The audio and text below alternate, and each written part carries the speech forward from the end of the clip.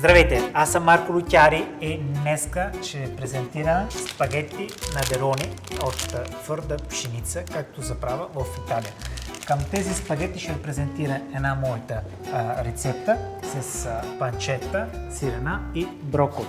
Ще чакам вода да се ври, сложим една шепа сол. Сложим една шепа сол в голяма тенджера, къде после ще сварим спагети. Броколи добавяме в вода. Ще чакаме около 5-6 минути да ги изготвяме, после ще ги преместим в тиган да ги довършим. Ще вземем едно ренде и почва да настъргаме сирената. Имаме пармезан, малко кашкавал и горгонзола. Нямаме нужда да го настъргаме, защото е много меко. После само ще го скъсаме съвсем леко. Броколи са почти готови. Ще извадаме само две, ще ги ползваме после за декорация. Другите ще ги доставяме в тигана с зехтин. Добавяме малко сметана.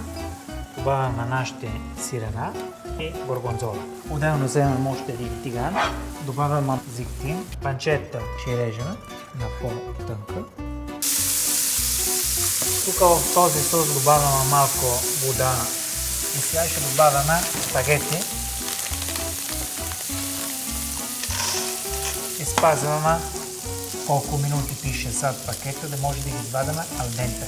В сос сирена добавяме малко черен пепер и една щипка сол. Панчета ще изпираме.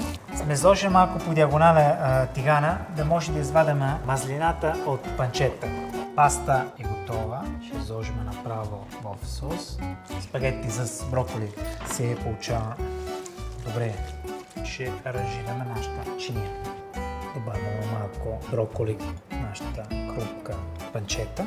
Чиния е готова и от мен бон апетит!